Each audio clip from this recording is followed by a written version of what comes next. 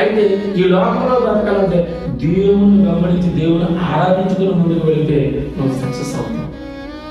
దేవుని మీద మాత్రమే నువ్వు ఆడుకోవాలి.